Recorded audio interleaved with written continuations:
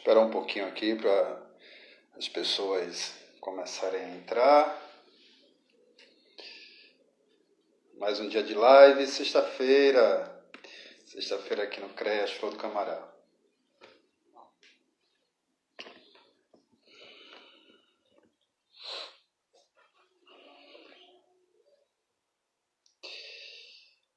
Hum. 11h03 da manhã, nossa live, ela inicia sempre às 11 horas, né? A gente só vai dar um tempinho aqui para esperar as pessoas entrarem conosco. Lembrando que nossa live, ela fica gravada, né, no Instagram do CREAS, e aí depois vocês podem estar compartilhando, tá bom?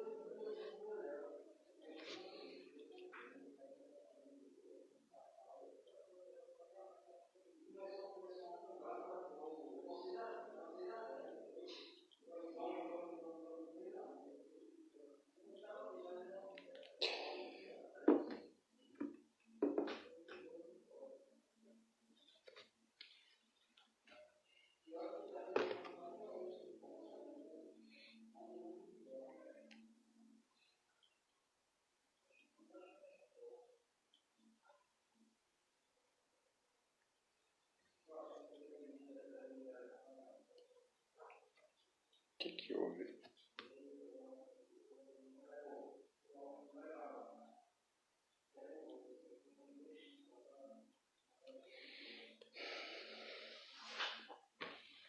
Deixa eu só dar uma olhada aqui, porque está me mostrando que está ao vivo, mas está encerrado.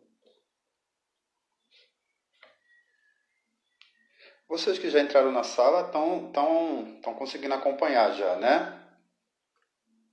Estou tentando conectar aqui, está mostrando que está encerrado. Alguém me dá o feedback aí, por favor?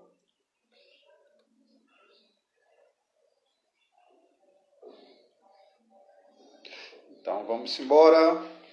Bom dia, né? Esse grande dia de sexta-feira. Sexta-feira com muito axé, né? Então vamos iniciar nossa live. Hoje eu tive hoje eu tenho, né? Um grande desafio, né? Falar sobre mulheres. Mulheres essas que me representam muito, né? Mulheres que me acolhem, mulheres que cuidam não só de mim, mas de todos nós, né? E aí, inicialmente, né? Eu me chamo Marcos Silva, acho que muita gente já me conhece aqui das lives do CREAS. Eu estou enquanto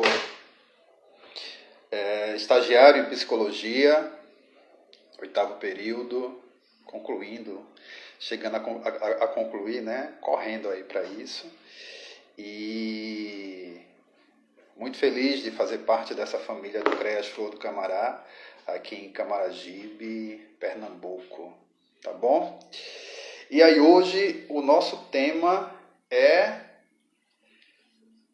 mulheres negras, afro-latino, americanas e caribenhas, comemorando o dia 25 de julho, um dia tão importante para a sociedade, né, no todo, sociedade brasileira, latino-americana e caribenha, onde se apresenta o processo do empoderamento feminino, né?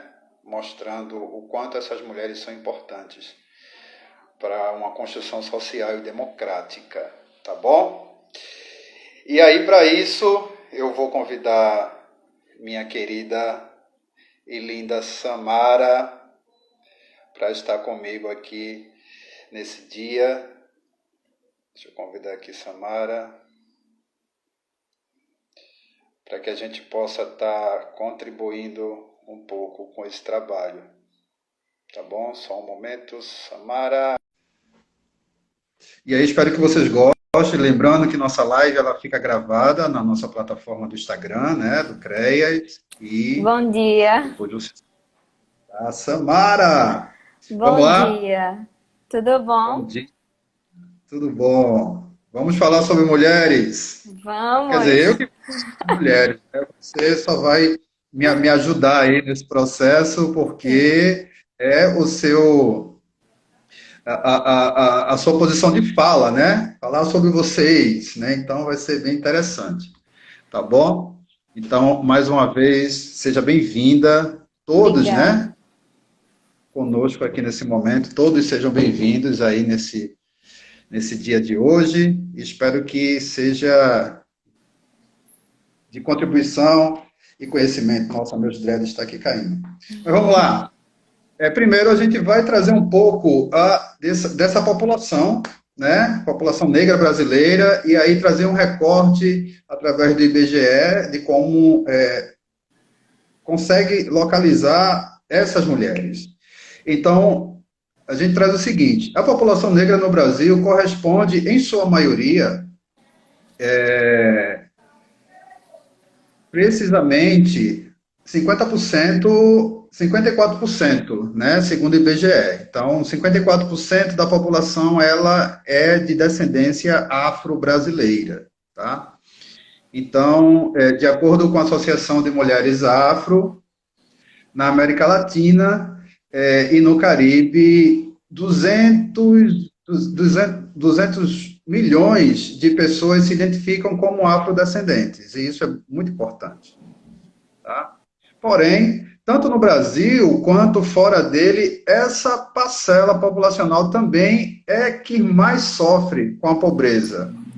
E aí é um dado que a gente precisa estar alerta sobre isso, né? Porque é um quantitativo da população, quase a metade da população é negra, porém essa população está num processo de sofrimento e pobreza, né? E entre 3 de cada 4 são negras, né? E é importante que os serviços e as políticas públicas tenham um alerta diante disso. Existem as políticas, mas como acessar essas pessoas? Como elas conseguem acessar a própria política? Tá bom? E aí, em 1992, né, aí a gente entra nesse processo feminino bem importante. Em 1992, um grupo decidiu que era preciso se organizar, né?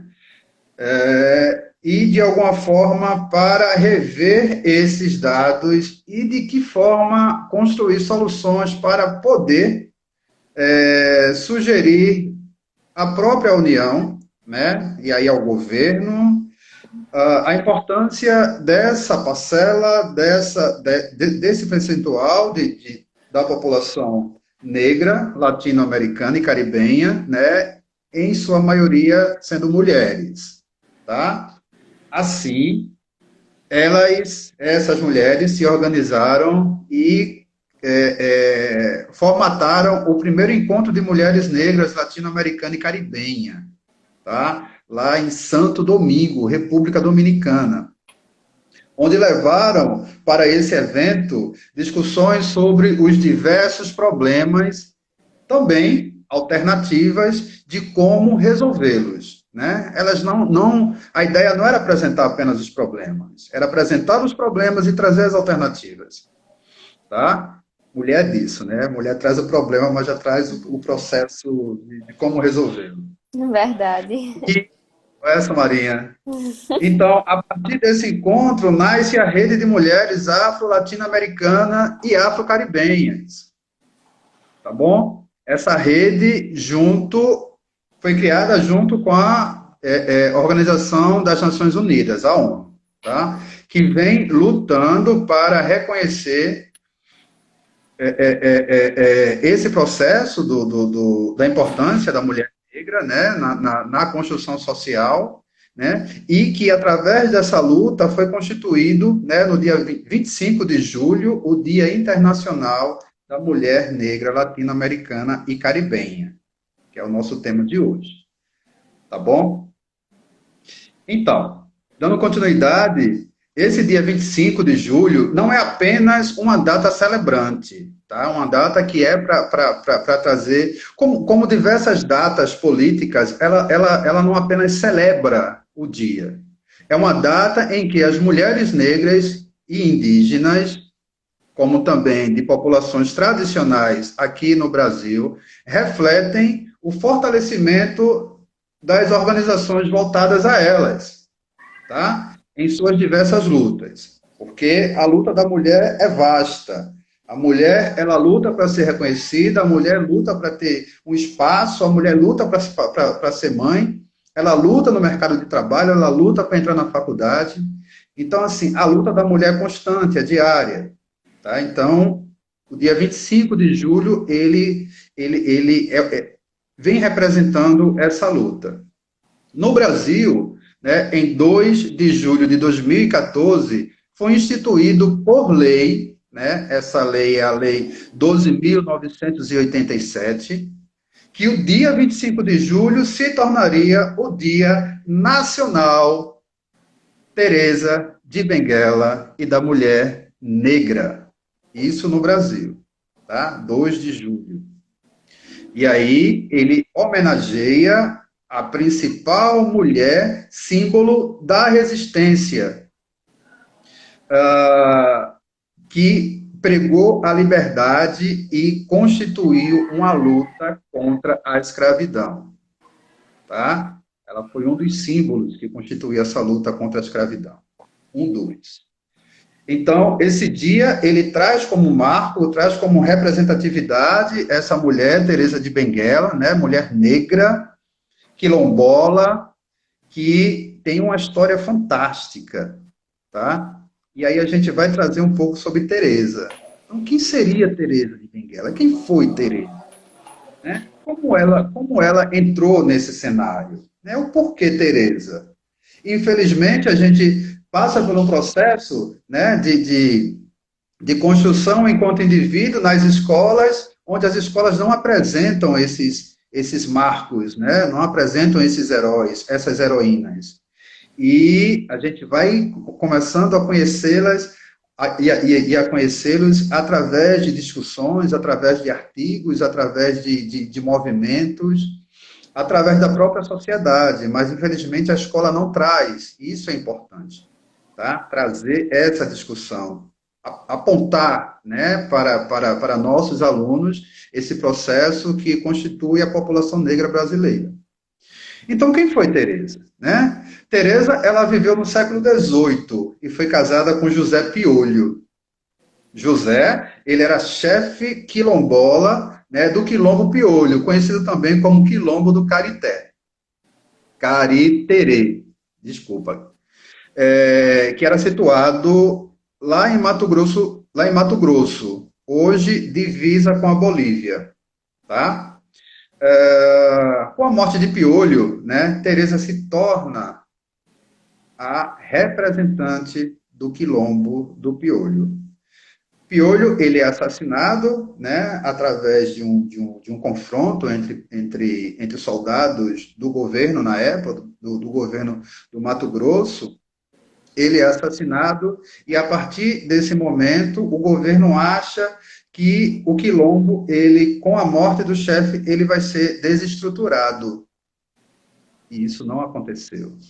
Eis que surge Teresa de Benguela, e essa mulher, ela transforma o processo, né, dentro de um espaço completamente tendo como homem a base, né, dessa organização, mas Teresa diz, espera aí, eu sou a primeira dama, né, e eu não quero apenas estar bonita na foto, eu quero comandar. E assim fez. Teresa, ela assume o quilombo. Na época, esse quilombo, ele possuía, ele tinha 100 pessoas, entre 100 pessoas, né? Dentre essas, negros, pessoas negras e pessoas indígenas. E Teresa, ela começa a fazer o quilombo com a sua cara. Teresa se torna líder quilombola, né, e sob sua liderança, a comunidade negra e indígena resiste à escravidão por 2 décadas. 2 décadas. E essa construção foi muito importante. Tá?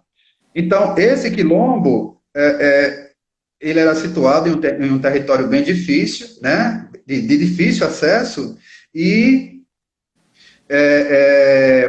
foi um ambiente perfeito para a Teresa coordenar um forte aparato de defesa e articular um parlamento para decidir em grupo as ações da comunidade. E aí, quando Teresa diz, eu quero comandar, ela não comandou só, ela convidou os seus, né, seus irmãos, seus pares, para estar nesse comando do quilombo.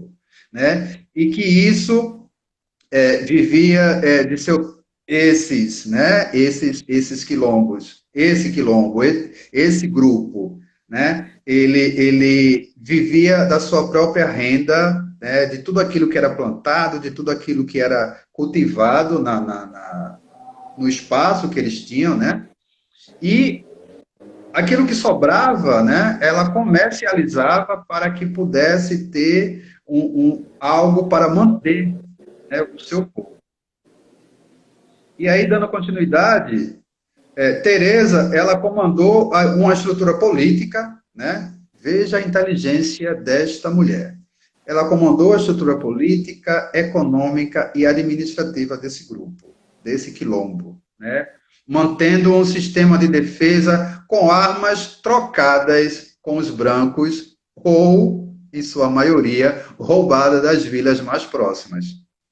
Os objetos de ferro, né, que faziam parte lá do cotidiano, eram utilizados como contra a própria contra o próprio inimigo. Eles usavam esses objetos como arma, né, e transformavam esses instrumentos de trabalho para se protegerem. Eles já trabalhavam com a forja, eles já tinham esse domínio do ferro. Então, eles tinham Teresa teve esse insight de dizer, não, vamos construir nossas próprias armas. Ok? E aí, infelizmente, né, não se tem registro de como ocorreu a morte de Teresa, né? Alguns estudiosos, eles vão trazer que ela se suicidou após ser capturada, né? Foi capturada por bandeirantes, e aí, para não entregar o seu povo, ela se suicida, né? Ou Teresa pode ter sido assassinada e ter a sua cabeça cortada e exposta no centro do quilombo. Tá? Então, essa é a história da nossa Teresa de Benguela, né? E é importante trazer que esse quilombo, ele resistiu no período de 1770, e quando foi destruído pelas forças de Luiz Pinto Souza Coutinho, né? Então, a população na época era de 79 negros e 30 indígenas, tá bom? Então, esse é um recorte para que vocês possam entender o porquê Teresa ela se torna esse símbolo, né, desse dia 25 de julho. Mas falando, né, trazendo esse recorte histórico, eu quero que Samara se apresente aí, porque eu convidei e nem deixei Samarinha se apresentar, ela se apresente e fale um pouco do processo da mulher negra no mercado de trabalho.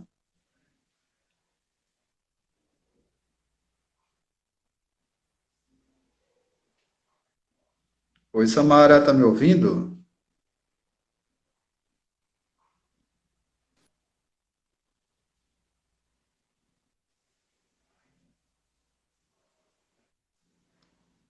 Deixa eu só convidar a Samara aqui novamente, que ela deu um probleminha aqui. Deixa eu voltar.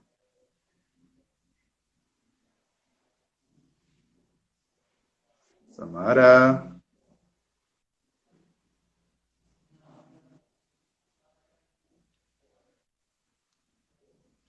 Gente, só um instante aqui, tá? Problemas técnicos faz parte do processo ao vivo.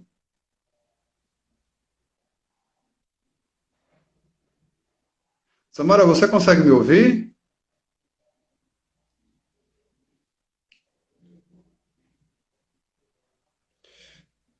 Aqui. Vou convidar de novo.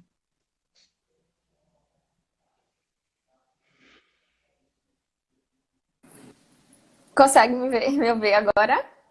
Ora, seja bem-vinda de volta. Obrigada. Não sei o que aconteceu, mas aconteceu.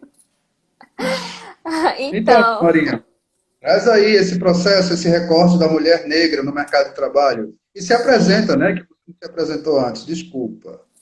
eu não sei se tu escutou. De bom dia, né? Primeiramente a todas e a todos.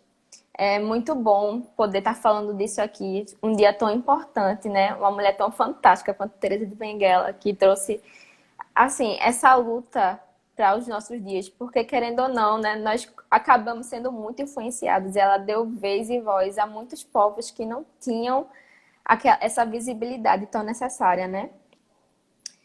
Então, né, me apresentando de novo, meu nome é Samara, né? Eu trabalho aqui no CREA junto com o Marquinhos. Comecei aqui como estagiária de Direito, estou no último ano do curso. E tá me escutando direito? Tá, continua. Pronto, e agora eu tô trabalhando aqui na administração. Então, eu quero trazer mais um recorte do campo de trabalho, né? Que foi uma das maiores influências que foram sofridas pelas mulheres, que, graças a Deus, né?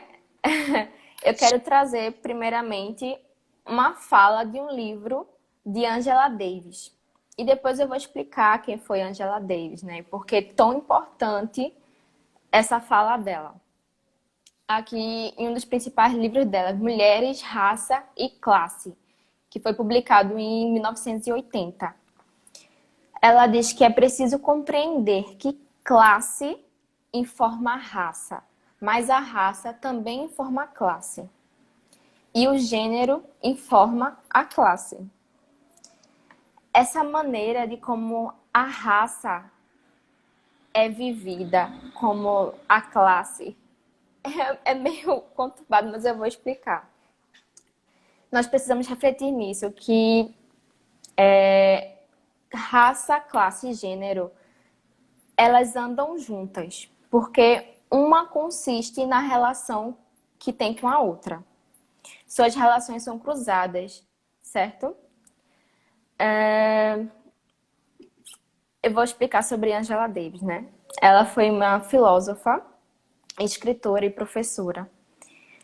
E lutava pelos direitos da população negra das mulheres nos Estados Unidos. Nos movimentos sociais, ela defendia a igualdade entre os negros e os brancos. Por isso, essa fala da classe dela, certo? Ela defendia também a igualdade do gênero e teorizava que a importância da influência feminina negra nas dificuldades da sociedade. E aí a gente pode ver que o principal destaque dela era contra a invisibilidade, a violência e a falta de oportunidade. Nisso a gente começa a trazer os aspectos do trabalho hoje em dia. E a gente pensa, quando a mulher negra vai, uma mulher em si, quando ela vai para para um trabalho e aí ela vai começar a sua vida e vai buscar aquilo que vai lhe sustentar, que vai sustentar aquelas pessoas que tanto precisam, certo? Os filhos dela e outros dependentes também. O que ela traz consigo quando ela vai fazer a sua entrevista de emprego? Quem são essas pessoas que vão recebê-la? Tá entendendo? Aí a gente começa a ver essa diferença do gênero e da classe. Elas vão chegar no mercado de trabalho e vão ver homens comandando seu território de trabalho, certo? A gente vê que hoje em dia muitas mulheres entraram no mercado de trabalho e quando a gente começa a ver, por exemplo, 50% da população feminina está começando no mercado de trabalho, mas a gente começa a ver o percentual de desemprego, começa a ver que esses 50% que aumentaram são 50% de quanto? Essas mulheres estão vindo de onde? Que elas são negras, são brancas? Essas mulheres são maioria no seu trabalho ou os homens são a maioria no seu trabalho?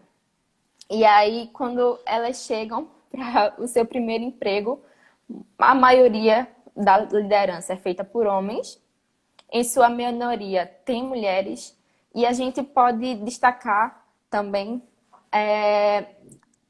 a falta da mulher negra no mercado de trabalho, certo? A população feminina é pouca, mas esse percentual de mulheres negras consiste em mais, assim, quase nenhuma, né? A gente vê, por exemplo, entre 3 mulheres, no caso, uma seria uma mulher negra, certo? E aí a gente vai para esse aspecto psicológico dela. Marquinhos pode falar mais, né? Nesse aspecto psicológico, como estudante de psicologia. Mas o que eu quero trazer é que essa violência sofrida pela mulher, ela vai acarretar na sua bagagem como mulher. Como o Marcos falou sobre Teresa, a gente pensava, opa, eu não quero só ser a mulher dele. Eu quero ter o meu papel, eu quero ter a minha voz. Então, é justamente isso. A gente tentar deixar de lado a violência contra a mulher quando a gente quer se impor, mas nesse mesmo aspecto, a violência vai nos atacar. Porque quando vão olhar para a mulher, vão pensar, ela pode ficar grávida, ela pode passar um tempo longe, ela não vai se dedicar tão bem a esse trabalho quanto o homem se dedicaria, porque ela tem dupla jornada de trabalho. Ela tem a família para cuidar, ela tem a casa para cuidar. E essas coisas começam a impedir as mulheres de serem contratadas, certo? Aí eu vou falar mais do aspecto histórico agora. Quero trazer que, embora o crescimento durante esses anos tenha aumentado, na verdade, a gente vai começar lá atrás. Onde é que as mulheres tinham vez? Dentro de casa. Quem era o provedor da família? Era o homem. Então, o papel de cuidar da casa, cuidar dos filhos, era dela. E essas mulheres que eram viúvas, as mulheres que eram deixadas pelos maridos, onde é que elas entravam nisso? Sabe? E foi aí que as mulheres começaram a trabalhar como empregada doméstica, a trabalhar como costureiras, a trabalhar cuidando dos filhos das outras mulheres, como babá, e a ser professoras. Então, era basicamente tudo aquilo que ela fazia dentro de casa, enquanto o homem estava trabalhando, ela era professora da criança, então ela ensinava seu filho, ela cuidava dos sogros, da sogra, certo? Ela cuidava, né, da limpeza da casa. Então, ela começou a fazer disso um trabalho, certo? E hoje a gente pode se felicitar nessa parte do ensinamento, né? Porque ela, por ser professora, ela começou a ganhar mais vez no campo dos estudos. E aí, hoje, 8 entre cada 10 professores são mulheres. A gente pode ver nisso justamente o fato das mulheres estarem estudando mais, estarem mais buscando cada vez mais conhecimento, né? E eu quero trazer, comecei falando de Angela Davis, né? Mas eu quero trazer também Sueli Carneiro, que o Marcos começou a falar sobre a consciência dentro das escolas, sabe? E Sueli Carneiro foi uma ativista que ela assim, trouxe essa importância de trazer isso para dentro das escolas, porque elas começaram essa luta, certo? A gente começou essa luta tentando disseminar o conhecimento para outras pessoas, mas o que é que estava sendo ensinado dentro das escolas? Essas crianças que iriam crescer e iriam fazer do futuro o presente, como é que elas iriam encarar tudo isso, né? E aí ela foi uma doutora em educação pela Universidade da USP e fundadora de GELE10, que é o Instituto de Mulher Negra. É a primeira organização negra e feminista independente de São Paulo. Ela também é autora da obra Racismo, Sexismo e Desigualdade no Brasil, que traz uma abordagem crítica dos comportamentos humanos e apresenta os principais avanços na superação da desigualdade criada pela prática da discriminação racial. E esses indicadores sociais de mercado de trabalho, de consciência negra, de cotas, miscigenação racial no Brasil, racismo no universo infantil, que é o que muitas crianças enfrentam dentro das escolas, é uma realidade, infelizmente, né, uma realidade muito triste, que muitas crianças têm que se deparar com vários tipos de classe dentro da própria escola, certo? Então, enquanto eu não tenho acesso a celular, a tablet para poder complementar meu estudo, uma criança do meu lado tem tudo isso. Mas por que que ela tem tudo isso e eu não tenho? Sabe? E é na escola justamente que ela vai aprender isso. Então, Sueli Carneiro, ela bateu muito nessa tecla de fazer com que seja obrigatório o ensino da história e da cultura africana, afro-brasileira nas escolas públicas desse mesmo país, né? Que, sim, foi muito importante para o Brasil. E isso tem influenciado bastante, né? Porque nós sabemos que escola é justamente o lugar disso. E aí, voltando para o contexto histórico,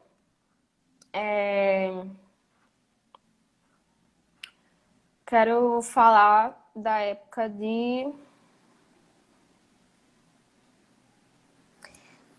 1970, que foi justamente quando as mulheres começaram a ter mais voz no mercado de trabalho, mais força, porque foi justamente na parte do desenvolvimento maior do capitalismo, certo?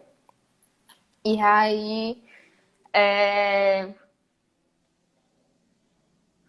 a gente pode ver que de lá para cá a ocupação feminista e o protagonismo ganhou muito destaque. O IBGE trouxe um estudo de 2019 que levantou sobre a desigualdade salarial entre homens e mulheres. Que a gente sabe que hoje em dia é algo que bate muito na tecla. E eles levantaram o porquê disso, o porquê desse estudo. Mas inicialmente eu quero falar sobre a média salarial. A média salarial de uma mulher hoje em dia é de R$ 2.050 por mês. Isso generalizando todas as mulheres e todos os homens. Na parte dos homens, o salário comete a R$ 2.579 por mês. No caso, o salário das mulheres corresponde a 79% do salário dos homens. E por que não o salário integral, se eles fazem a mesma atividade, se trabalham do mesmo jeito? Eles viram que um dos requisitos para isso ter acontecido é justamente o que eu estava falando, da dupla jornada de trabalho, certo?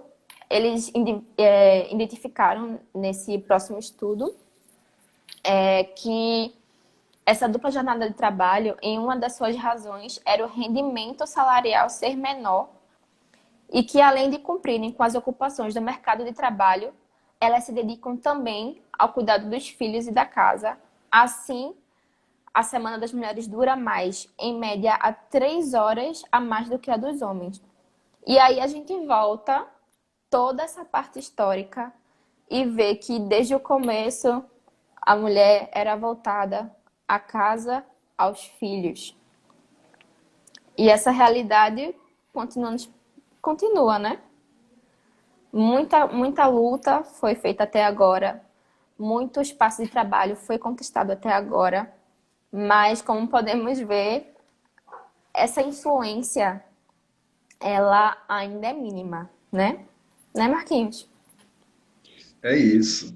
Ah, eu adoro ouvir Samara falando, é muito gostoso. Parabéns aí, foi fantástico. E aí é importante a gente entender que esse processo da luta por igualdade, a gente começa a observar que a mulher, ela se reconstruiu durante o seu processo de evolução, né? Ela veio buscando cotidianamente, né? Incansavelmente, com toda a sua garra, com toda a sua força, o seu espaço de trabalho, o seu espaço de voz. A mulher, ela se torna chefe de um quilombo, né, como Teresa. A mulher, ela se torna do lar, ela se torna mãe, mas ela quer ser profissional também. Ela não quer ter apenas esse lado materno enquanto a sua profissão. Ela quer ser professora, ela quer ser médica, ela quer ser historiadora, ela quer ser psicóloga, ela quer ser tudo aquilo que ela pode ser, né? O direito está para todos. O direito precisa ser igual. E para isso, elas precisam também ter essa contrapartida, que é o salário, né? Diante daquilo que ela faz, diante daquilo que ela apresenta enquanto profissional, mas não diante do gênero que ela representa. Exato. Já se foi o tempo que a mulher é colocada como sexo frágil, tá?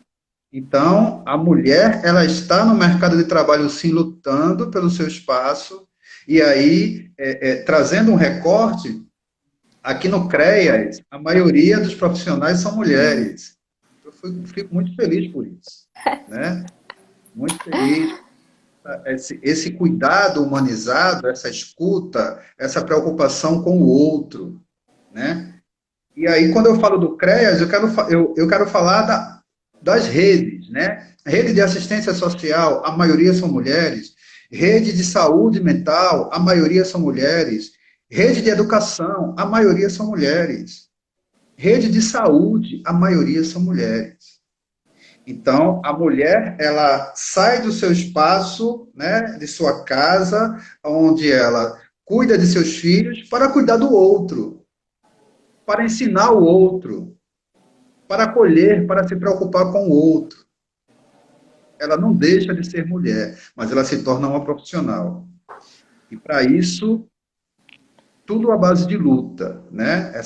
Esse 25 de julho, ele representa essa ascensão feminina, esse crescimento da mulher, tá? Então, é importante que nós, né, estando vivenciando hoje uma sociedade heteronormativa, né, onde essa sociedade, ela mata, ela mata as mulheres, né, ela tem o feminicídio ainda aí, né? É uma sociedade que ainda se depara com feminicídio, é uma sociedade homofóbica, tá?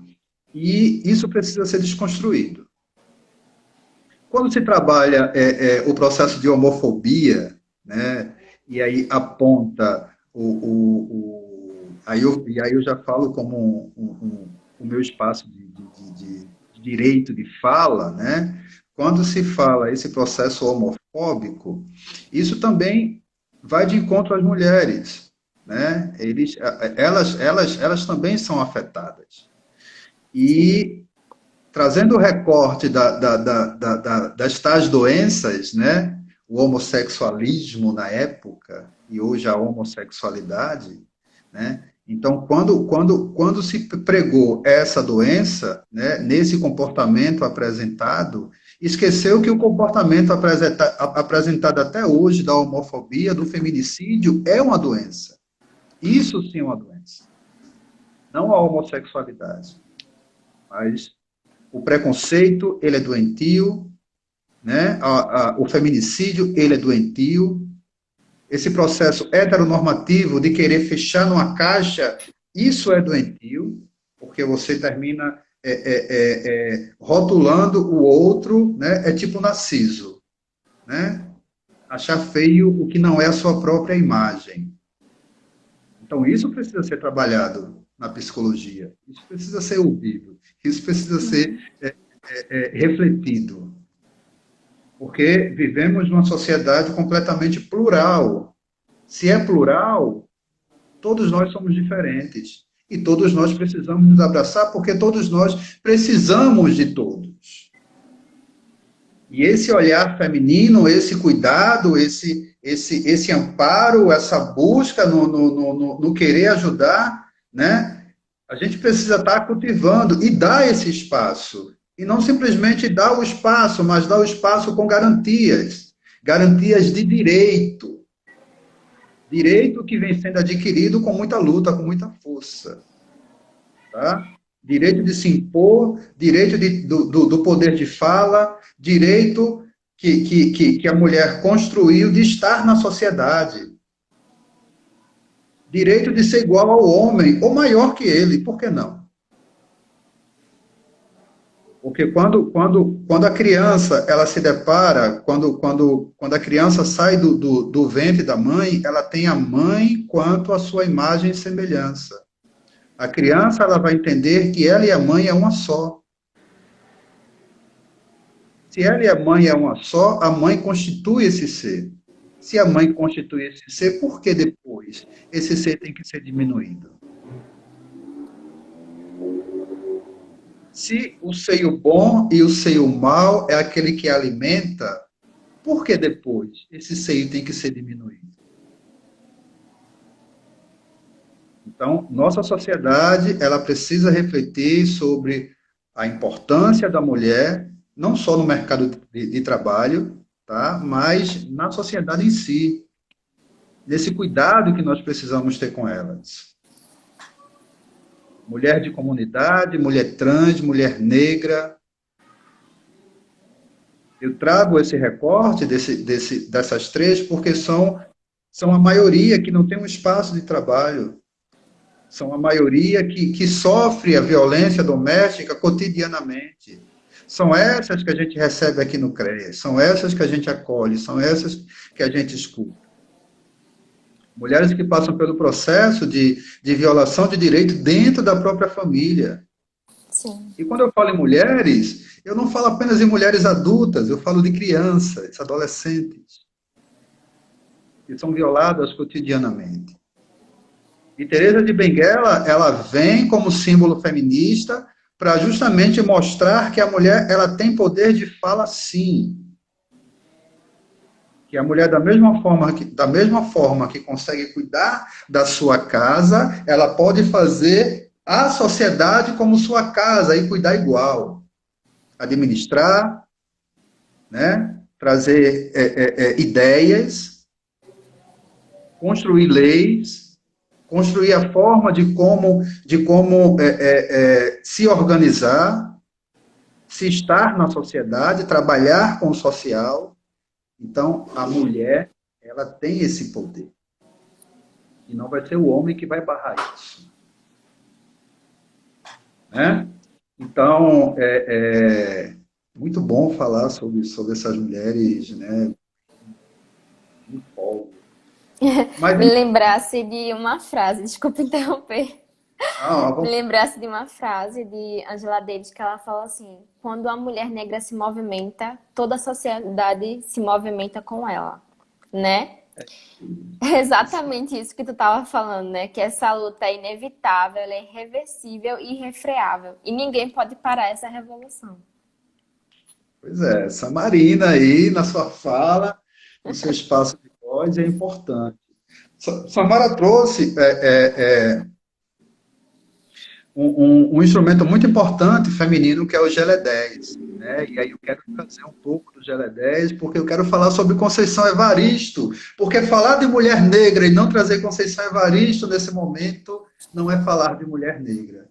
É como ter o 25 de julho com Teresa de Benguela, né? Então a gente precisa Sim. ter trazer uma mulher negra, uma mulher que buscou o seu espaço com todo o processo social, com todo o preconceito social, né, esse processo social preconceituoso, e pontuar essa mulher que é tão importante para a nossa cultura negra, né? Nesses últimos 10 minutos, né? Vamos embora, vamos correr. Então, Conceição Evaristo, ela nasceu em BH, né? Justamente no mês da consciência negra, no mês de novembro. Menina negra, pobre, cresceu rodeada de livros, palavras, contos que eram trazidos por sua família e amigos, né? E aí, através de absorver tudo isso, né, ela começa a trabalhar o seu processo literário. E aí, em entrevista, por isso que eu falei do Gelé 10, em entrevista ao Gelé 10, Evaristo falou o seguinte: ela conta que escrever, tá? Escrever o ajudou a encarar o racismo que ela vivenciou enquanto adolescente e depois como mulher, um racismo que a perseguiu, como mulher negra na sociedade brasileira. E aí, mesmo diante de tudo isso, ela enfrentou, ela lutou, ela venceu, né? E hoje, Conceição Evaristo, ela é um dos grandes nomes da literatura brasileira negra, né? E que eu gostaria de destacar para vocês algumas obras importantes dela, o primeiro foi o Caderno Negro, que ela traz algumas citações, isso em 1990, Teresa estava com os seus 44 anos. Em seguida, em 2003, ela traz a Ponciá Vivência, é isso aí, Ponciá Vivência, que foi o seu primeiro romance publicado. E aí ela continua, em 2012 ela traz Beco de Memórias, em 2008 ela traz Poemas de Recordação e Outros Movimentos, em 2011 ela traz a Insubmissas Lágrimas de Mulheres, e em 2014 ela lança o seu livro que recebe o prêmio em 2015 Jabuti. E esse livro tem o tema de Olho d'Água, tá?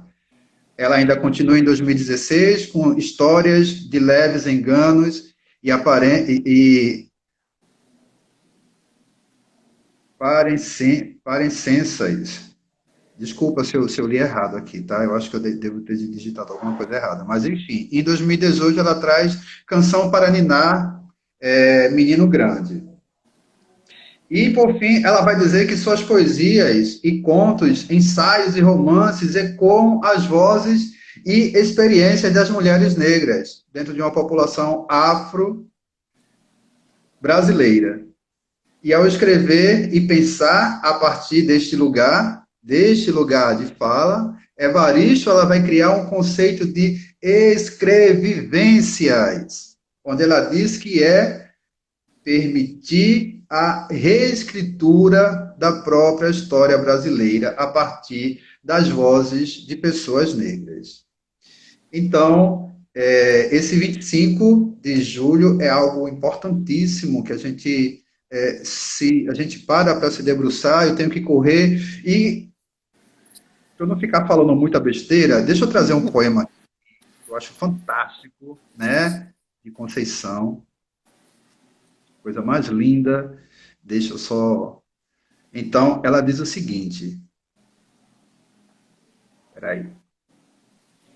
O poema de Conceição vai dizer o seguinte: a noite não adormece nos olhos das mulheres. A lua fêmea, semelhante nossa, em vigília atenta, vigia a nossa memória. A noite não adormece nos olhos das mulheres. Há mais olhos que sono, onde lágrimas suspensas vigiliam o lapso de nossas molhadas lembranças. A noite não adormece nos olhos das mulheres. Vaginas abertas retêm e expulsam a vida donde ainas, nizingas e nigambelês e outras meninas luas afastam delas e de nós os nossos cálices de lágrimas. A noite não adormecerá jamais nos olhos das fêmeas, pois do nosso sangue mulher, de nosso líquido lambradiço, em cada gota que jorra, um fio insensível e tônico, pacientemente coce a rede. Conceição Evaristo, né? Então ela traz essa importância, esse cuidado, esse olhar, né? Essa atenção das mulheres, né? Esse processo tão feminista em poema que a gente fecha com vocês. Porém, antes de fechar, eu também sou um cara meio que amostrado, e aí eu queria trazer um poema, né, Tamara? Em homenagem, em homenagem a essas mulheres lindas, essas De mulheres sobrevivência. que tanto faz pela nossa sociedade, né? Essas mulheres que nos acolhem, essas mulheres que cuidam de cada um de nós, dá tempo. Então, assim, o poema chama Mulheres Ancestrais. Ele fala o seguinte: são mulheres, deusas, rainhas, feiticeiras, Oxum, Oyá, Obá, Euá, Nanã e Iemanjá, Anina de Zaria, Maqueda, Caína, Calífia, Cleópatra, Judite, Nani, Nizinga, Nidate, Iali, Ídia, Adelina, Aceteuá, Menteueiba e a minha Xorongá. São mulheres de axé, feministas, pacifistas, militantes, mães, esposas, filhas.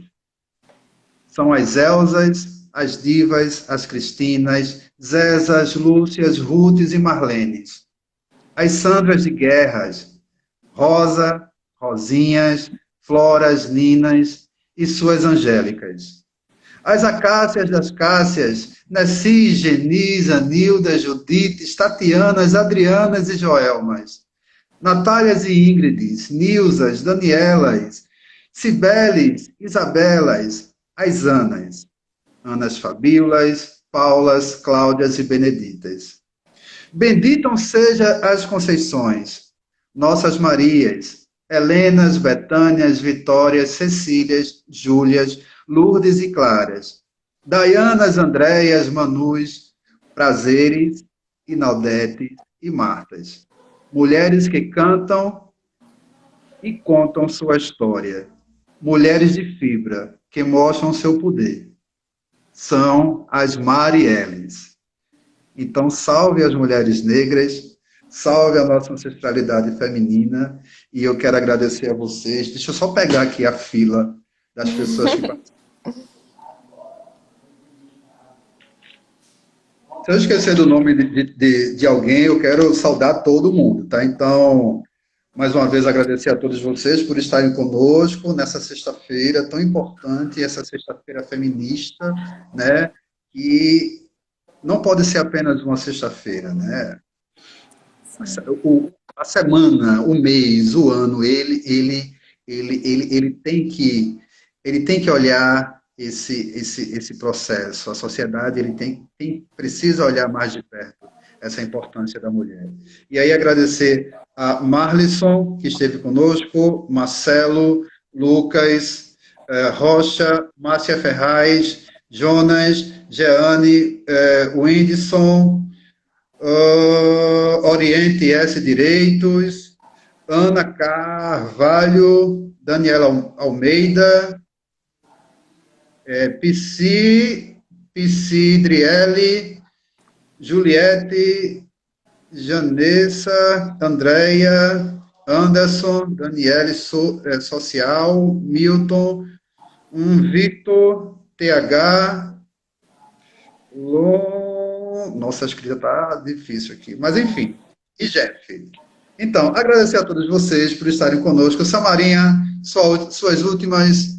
Sua despedida, últimas palavras, não. Sua despedida aí, para a gente fechar a nossa live. Quero também agradecer a nossos parceiros CREAS, que assistem sempre nossas lives, né? Os CRAs, os conselhos tutelares também, que estão junto conosco, né? Nessa luta, a gente atende esse público, então a gente sabe o quão pesaroso é o dia a dia. E aí, essas pessoas estão conosco, né? Nessa live, nos prestigiando. Também quero agradecer ao meu professor, que apareceu aqui na live.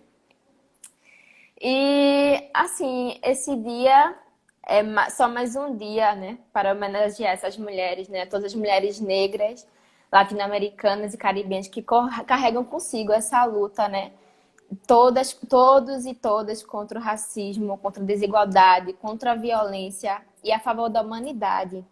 Humanidade essa que é refletida nos nossos direitos, esses direitos adquiridos até hoje, graças a todas essas lutas, né, poucas que mencionamos, mas que são cotidianas no nosso dia a dia. E para que essa luta, né, que são refletidas nessa futura geração.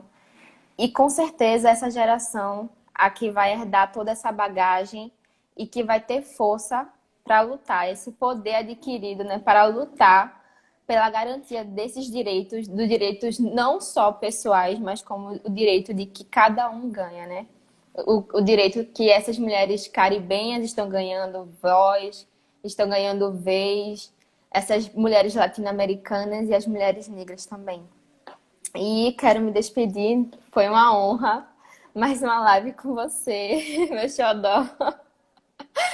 E é isso, né? Hoje é aniversário também do nosso coordenador, só um parabéns para ele. E obrigada pela oportunidade. É isso. Mais uma vez, mulheres, parabéns, né? Parabéns por toda essa conquista, por toda essa luta, uma luta que não é fácil, tá? E tomem o seu lugar que é de direito. A sociedade é de todas vocês, né? Vamos entrar nas universidades, vamos busquem seus espaços na sociedade, seus espaços no mercado de trabalho, tá? Vocês podem, vocês são fortes, vocês são guerreiras e sou muito feliz de ter tantas mulheres me arrodeando, tá bom? Então, um beijo para vocês. Mais uma vez eu quero agradecer a participação de todos e dizer que nossa live fica gravada lá no Instagram do CREAS. Então, curtam, compartilhem, né? Deixe seu comentário e aí a gente vai estar criando. Tragam sugestões também, viu? Fiquem à vontade. E aí a gente vai estar construindo mais momentos como esse, tá bom? O Obrigada, CREAS, tchau. todo camarada estará sempre de portas abertas para todos vocês. Um beijão e até a próxima, Tchau, Samara. até a Tchau, tchau. próxima.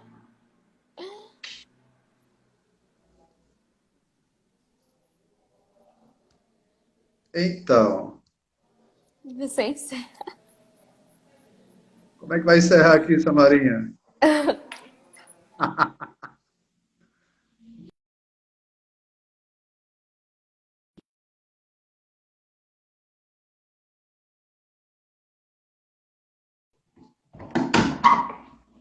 Pelo amor de Deus. Vai.